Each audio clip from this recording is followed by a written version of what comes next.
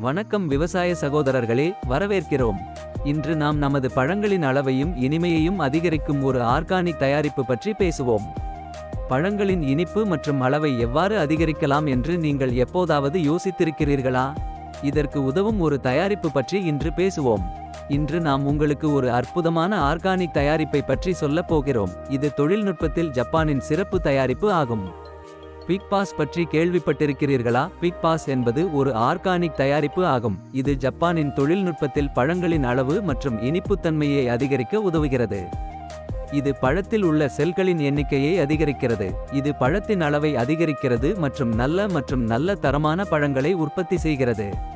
பழங்களின் அளவை அதிகரிப்பதோடு பழங்களின் இனிப்புத்தன்மையையும் அதிகரிக்கிறது.